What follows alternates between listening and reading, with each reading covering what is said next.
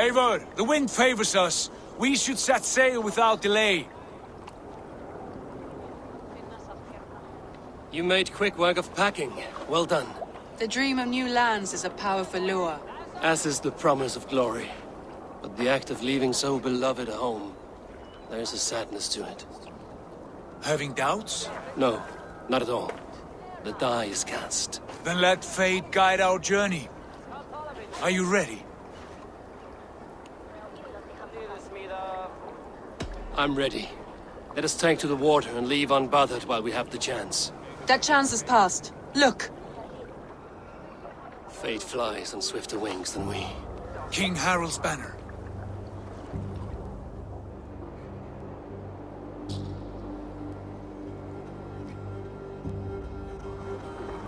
Sigurd, what is this assembly? What are you planning? An exit, father. As graceful as I can. For if I cannot be king in the land of my birth, I will start a new saga. In England. Nonsense! Your place is here, son, at my side. There will be other victories soon. Other glories. My choice is made, father. Do not hope otherwise. There's nothing for me here. I must go make my name in the world.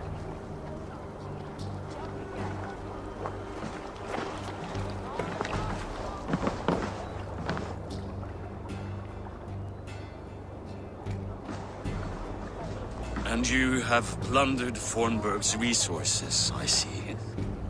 You leave nothing behind but your honor. You left me no choice. I entered the Alving a prince. I left the son of a Jarl. There are always choices, Sigurd. I will not stand between you and yours, but I do not accept it.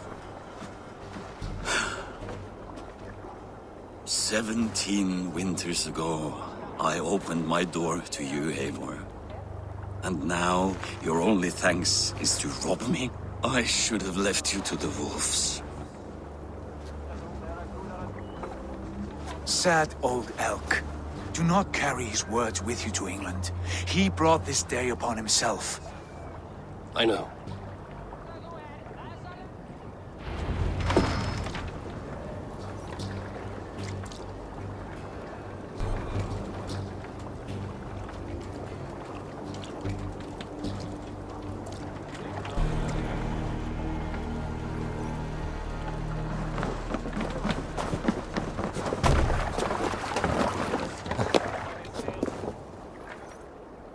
Time for tears is over, you weeping sacks of wool! Put some muscle into those pools! Ration your strength, dog. We have an ocean to cross. All right, you lazy backrout. Sigurd, what's our course? The sons of Ragnar established a settlement near the coast. We set sail for them. Bragi, sing a song to lift our hood. To rouse the gods! Inspire a mighty fart from Thor to speed us on our way! An ocean lies before us, Eivor, and on its far side, a new kingdom awaits. You know England well from your travels. I spent a season in their kingdom of Mercia, a temperate land, lush and wild. By now, the sons of Ragnar will have claimed its heart. Do we mean to join their army? They will join ours. In time, all of England will know of Raven Clan, and the glory we brought to that fractured land. So to England! Glory and destiny! To England! To England! For Valhalla!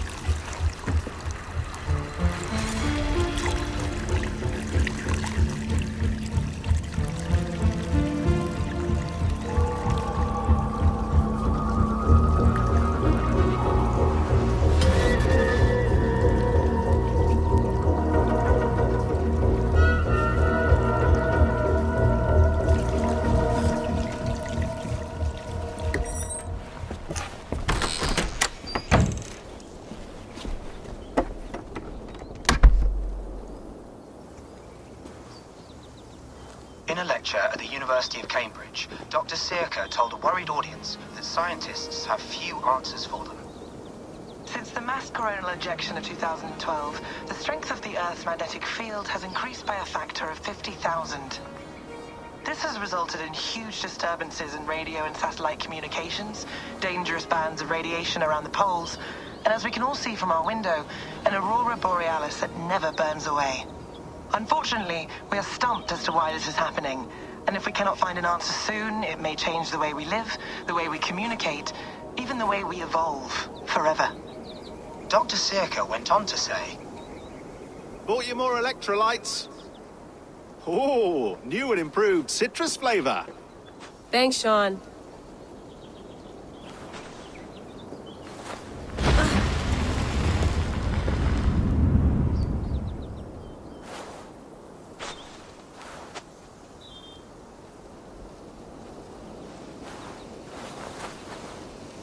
How do we fix this? How are you the key to everything?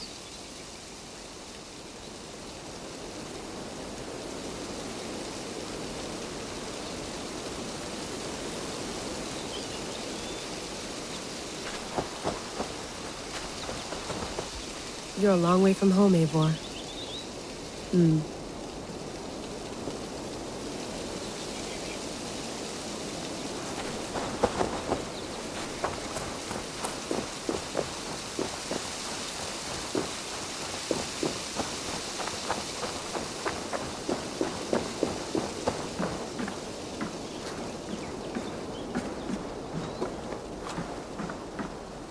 Would love to play around, but I have bigger things on my mind.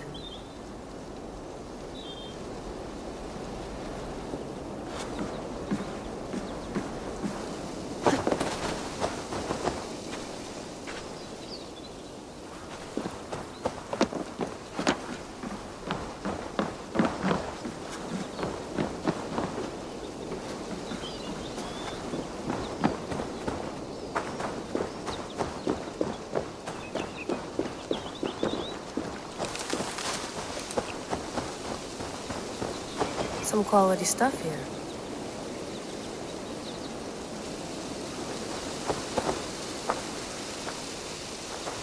Did you get my tea?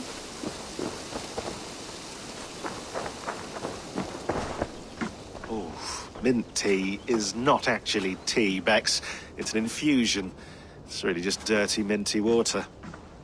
I don't care what you call it, Sean. Did you buy any? Of course I did, love. Hey, sorry about pulling you out. The generator was sputtering. That's fine. I needed air. How is the Animus data stream? Comfortable? Felt pretty stable after a while. Good. Just give me a sec and you can jump back in.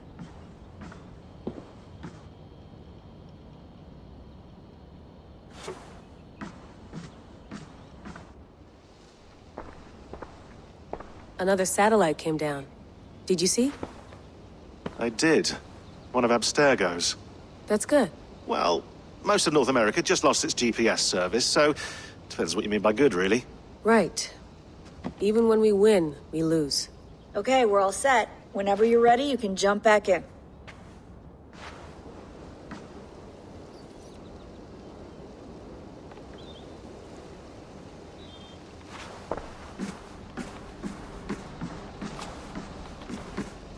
Please enjoy your stay. Remember, all the garbage must be packed out, and please water the plants once a day. Yeah, I won't remember that. You gonna put this in the fridge, Sean? Of course. In half a minute. Remember, tomatoes go on the counter, not the fridge.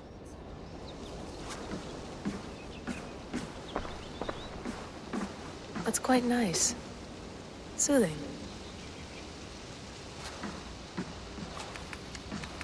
Let's have a look.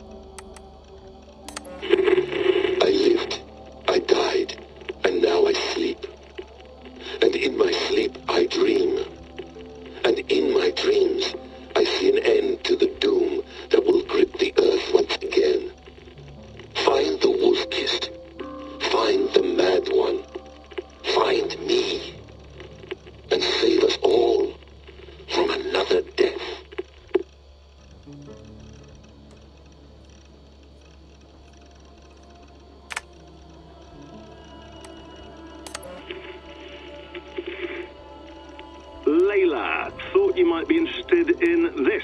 Conversations that Bex and I had with Desmond back in 2012. December, I think. Just, candid talks, that's all. We didn't square any circles or write any beat poetry. But he did have some interesting insights into his time in the Animus and what it means to be an assassin. Anyway, have a listen. You might find you and he had similar experiences, so, well, let me know what you think. Unless it's to tell me I sound like a total prat in these recordings. If that's the case, just say nothing. I mean, I did have a slight cold at the time I recorded these. That's probably why I sound odd. Anyway, okay, I'm done anyway, so turn off. Turn off. Oh, it's actually just a button. Sorry, here we go.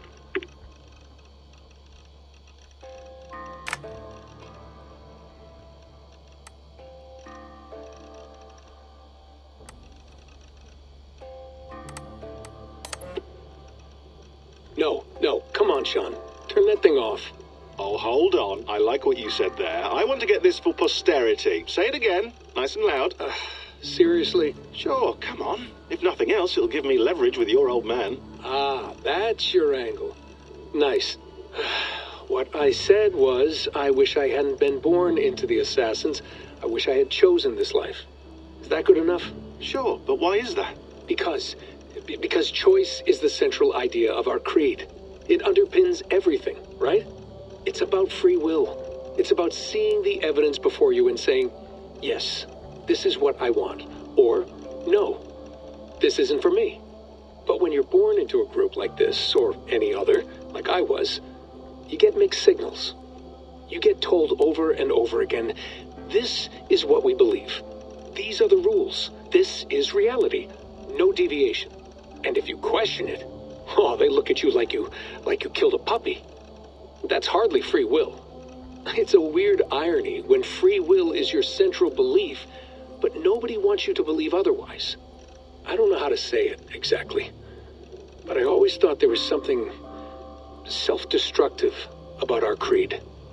If free will is the most important moral guidepost we have, we should be free to ignore it. To choose submission, for example. You know what I mean? Like, we should be free to side with the Templars.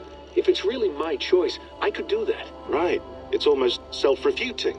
A democracy could democratically elect a dictator or choose to get rid of democracy altogether. Within our creed is the seed of its own destruction. That's what makes it powerful, I think. And fragile. Right. The more freedom you have, the more risky it is, you know? Anyway, my dad has mellowed over the years, but he was strict when we lived on the farm. He ran a tight ship. I never got the impression that I was free to choose my path forward.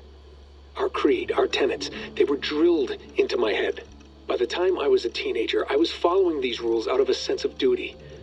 This was just what we did. That happens to a lot of organizations over time. The stagnation sets in, you know? The fundamentalism. Yeah. Following the rules rules becomes more important than achieving whatever goal you set out for yourself. And people start to lose sight of the reason the rules exist. That's called deontology, or a form of it.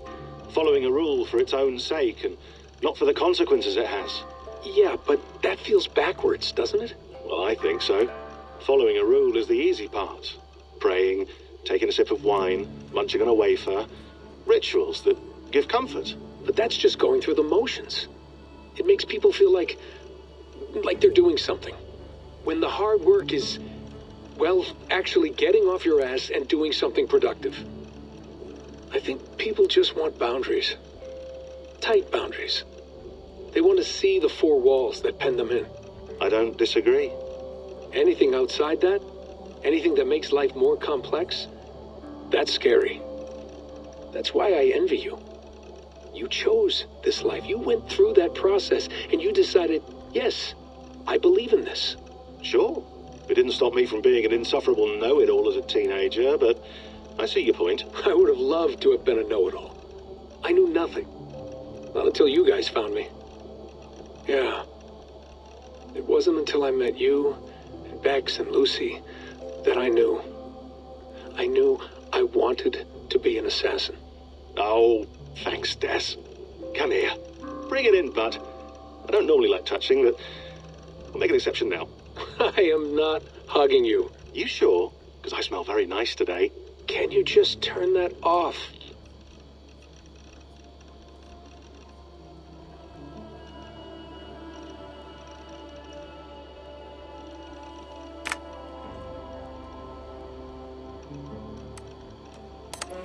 Hold on, I'll just set this here. Do you guys record everything we talk about? Not everything, but you've been using the Animus so much, I thought this was a good chance to learn some things about prolonged exposure. So I'm your guinea pig? No, my guinea pigs are all dead. The Animus was too much for them to handle. Cute.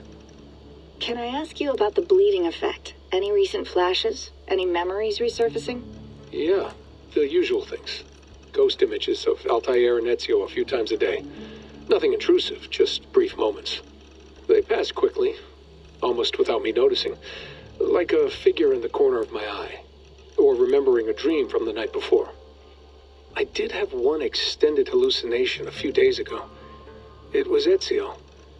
He was older, around the time he left Cappadocia. He was standing on the deck of a ship, alone. And through him, I could feel an intense regret or guilt.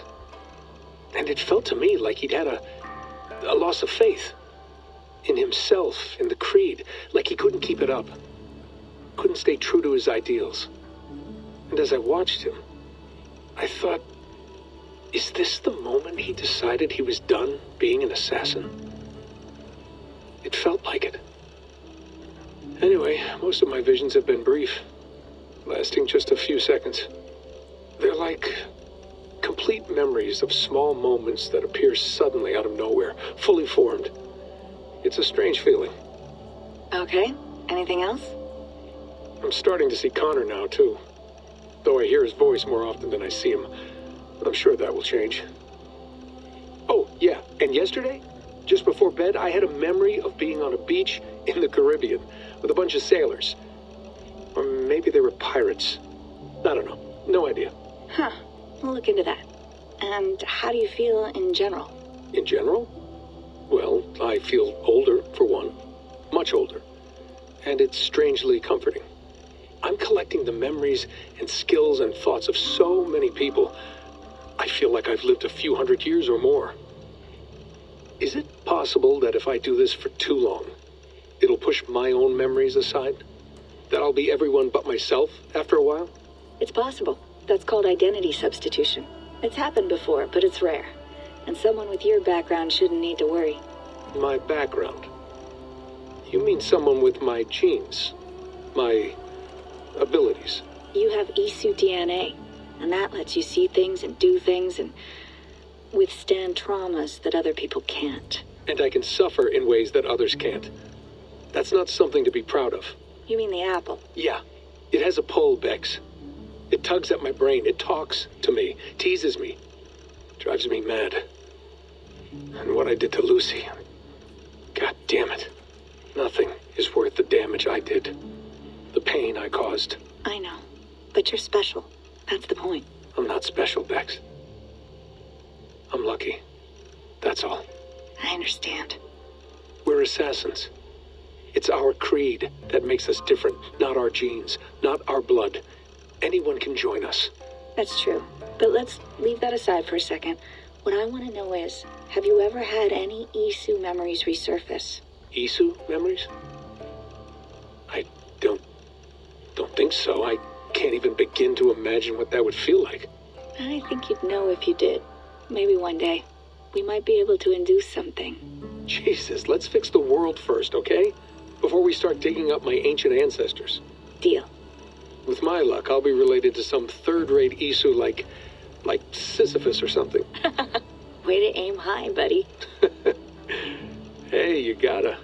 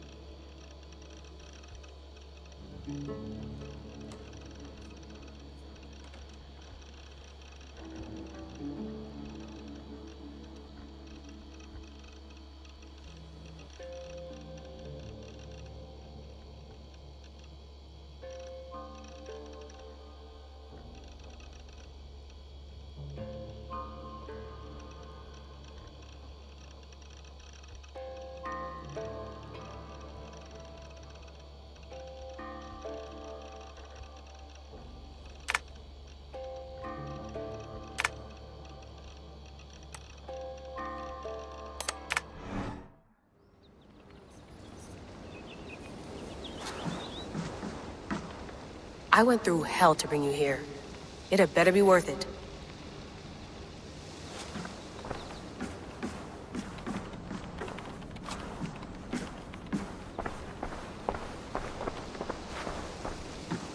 Hello, Layla. Sean, what do you make of the grave out there? Well, it overturns a few hundred years of scholarship about the first Europeans to set foot in North America. Apart from that, it's just a bunch of muddy bones, isn't it? Can we talk about this thing on my neck for a second? Ah, the mood stabilizer. Yes. It's not harmful, is it? I mean, I feel good, but I want to make sure there's no side effects. There shouldn't be. It's only blocking outside signals, a passive effect. So the staff doesn't, you know, mess with you. Sean, what happened last year, I had no control over that. I tried to resist. I understand. And your old team, maybe they don't. But we've seen that sort of thing before. Still, if you want to work with us and get to the bottom of why the world is about to end for the second time in 8 years, then you wear that thing until we say otherwise. William's orders. I know. It's not a problem. It's just a few more weeks, yeah? Just until we figure this out. You're right. I know you're right.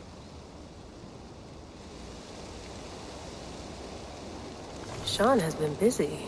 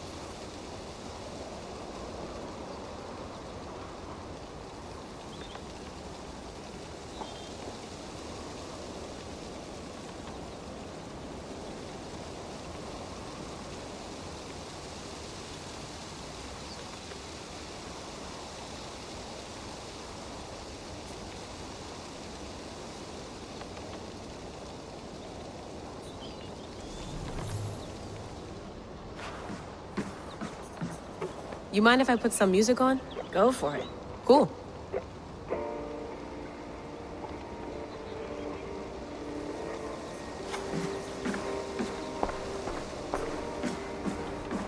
Sean, don't forget to water the plants while I'm under, okay? I'll add it to the calendar and tattoo it on my leg.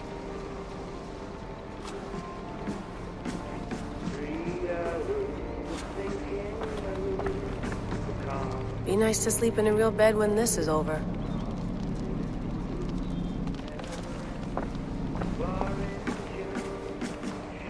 Feeling okay? Better. But I'm worried that it could happen again. The 2 data streams. I can't promise it won't. I barely understand it myself. It felt like 2 minds, fighting over 1 brain. It hurt like a shotgun to the head. Right. There's something about this Viking's DNA sample that feels dense, noisy. Could it be the staff? Interfering somehow? How do you mean? My headaches, my temper. They started the day I got that thing. I hope you're not making excuses for, you know, your friend. Jesus, no. I'm not. Sorry. Just take it easy. And if you feel yourself slipping again, let us know. I'm trying. I really am.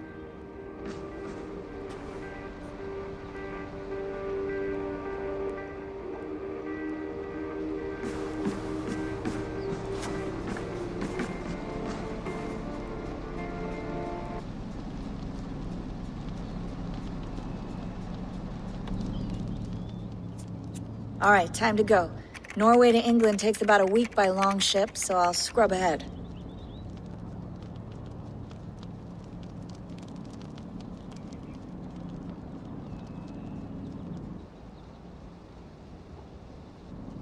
Layla, you okay?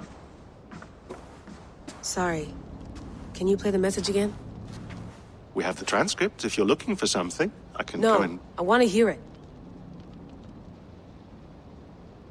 Okay. I don't mean to be cryptic. It's just... that message led us here. To this place. To a Norse grave in North America. So those bones out there are the only lead we have. Our only chance at fixing this planet before it's too late. Here it is. I lived, I died, and now I sleep. And in my sleep I dream. And in my dreams I see an end to the doom that will grip the earth once again. Find the wolf-kissed. Find the mad one. Find me. And save us all from another death. Unsettling, that is. That pulse in the message. Are you sure it's just coordinates? Nothing else? Nothing I can find. Okay, I'm ready. Here we go.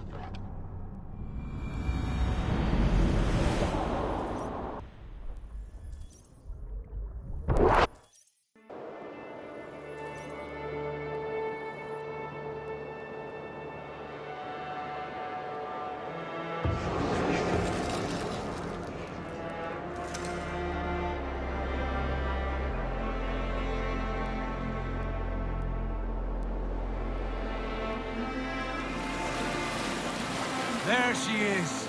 England, our new home. Not a patch on Norway, but we'll make this land our own soon enough. I'm glad to see any land at all. And will be happy to have my feet on solid ground again. We must not rush our landing. All you see here is Saxon territory. The Kingdom of Mercia, largely unpacified. There will be eyes watching us from the trees, with bows drawn and traps set. We must be wary.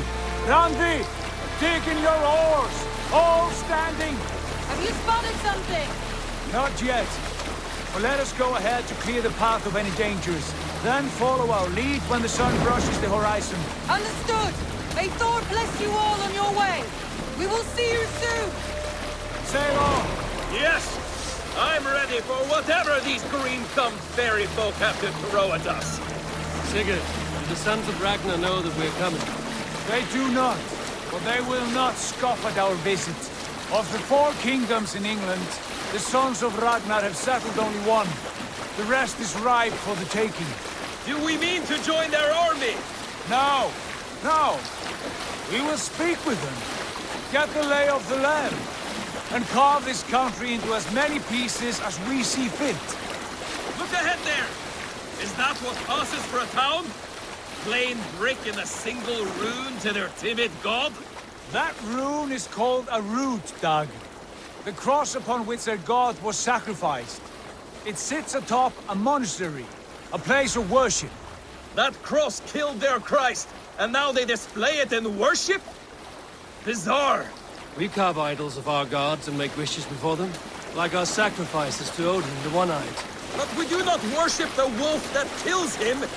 That is the difference.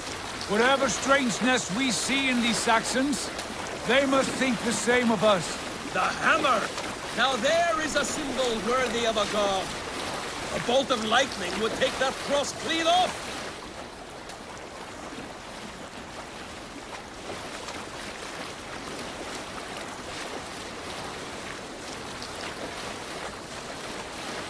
Look there! What are they doing? Ritual drowning. Baptism, Dag. Are the ways of Christians really so unfamiliar to you? Not at all. I simply forgot. Someone has to keep the conversation up. It must be priests and worshippers alone in that place. We could storm this port with ease. Sack it without breaking a sweat. Is there much in the way of treasure there? Always! They shape precious metals and cut jewels to their gods. There will be a fortune there. Later, Dag. There will be time enough for raiding, once we have settled.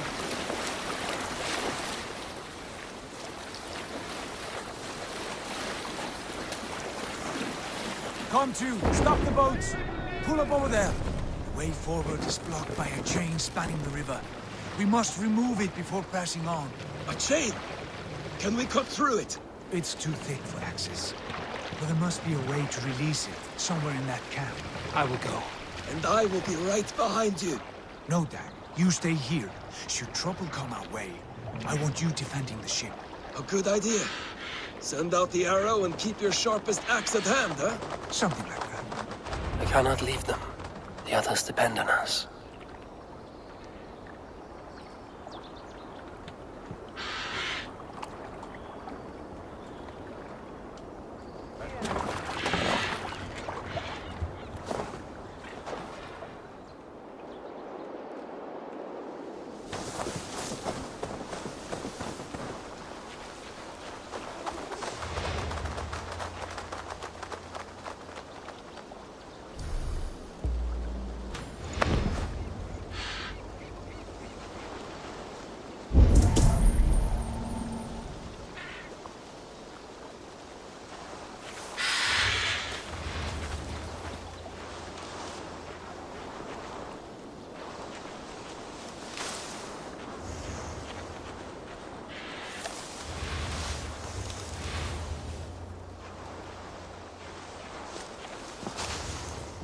The guards here are vigilant.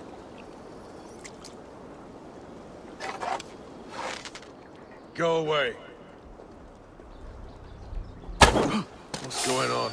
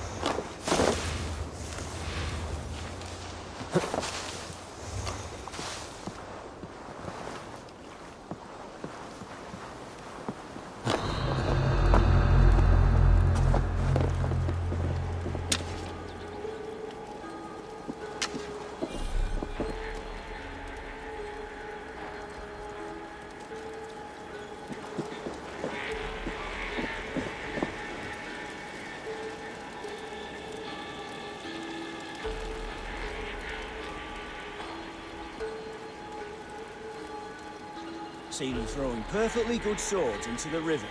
Bent them all out of shape for no reason to, or I'd have fished them out.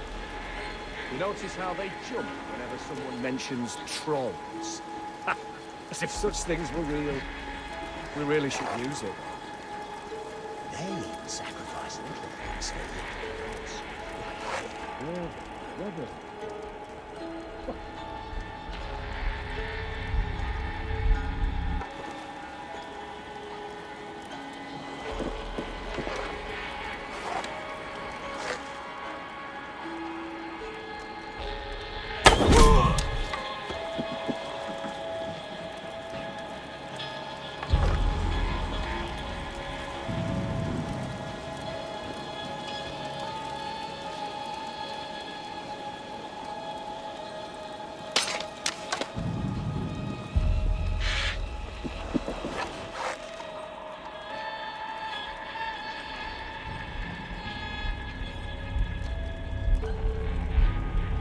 Hey now! I will come for you!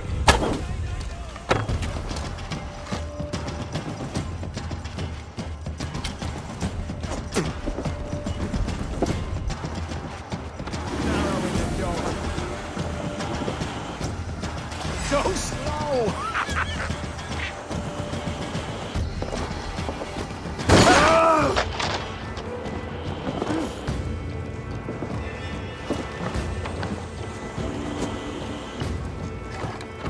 Target!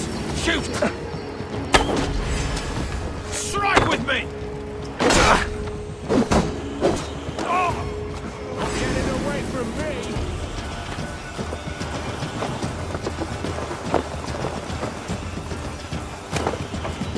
Flank the idiot!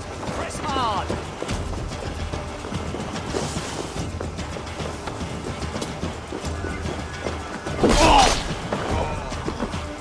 This chain is huge, and poorly anchored it appears.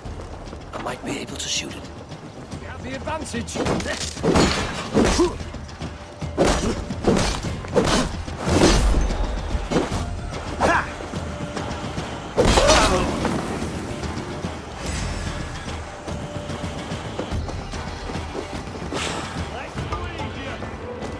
Feel my breath on your neck!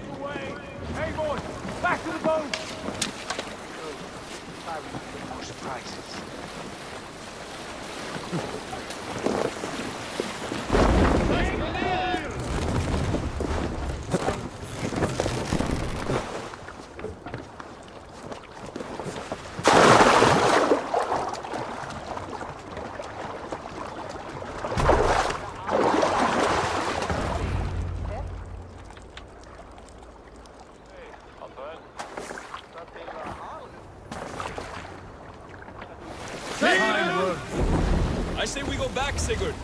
Give those dogs a good knock around and take whatever treasures they have. Easy pickings. Not today, Dag. We press on until we reach our goal. We cannot afford another surprise. Now be on your guard. It should not be far. Gods, I'm ravenous. I hope they have food and ale on hand when we arrive. You should have sent word ahead of us, Sigurd, to get something on the spit. If Halfdan, Ubba and Eivor Ragnarsson are lacking food in England, then all of us will starve. Have no worry. Ah, I can see it now. A suckling pig, tender and juicy, and the ale as gold as the treasure failed to steal back there. A man of simple pleasures, aren't you, Dag? And he is happier for it. For my part, I look forward to standing in the footsteps of the giants that built this land. What giants? The great Romans and their empire. Giants of a forgotten age. They held dominion here long ago, and their ruins dot the landscape. Every brick and stone tells a story of conquest and glory. And now, they are rubble and ash. Ready to be remade. We will rebuild their empire, brick by brick, and ours will not crumble to dust. All things end, Dog. The ruins are not a warning, they are a testament. Look there, just ahead, where the sons of Ragnar make their camp. At last, to find our feet on steady ground. Sigurd, hold back. Something isn't right. Good eye. There's too little movement for an army. Only tents and a few men. Not the army we hoped to find. No. Let us get a closer look.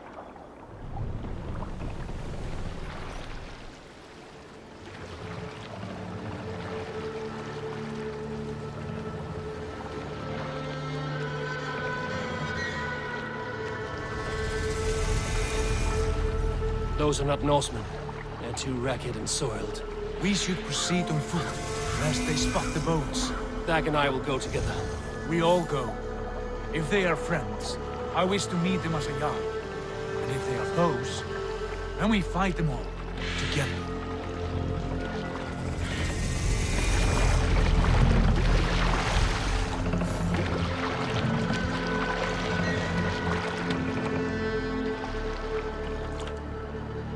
Who are these men? They speak with twisted accents. English, no doubt. Dag, Eivor! On me!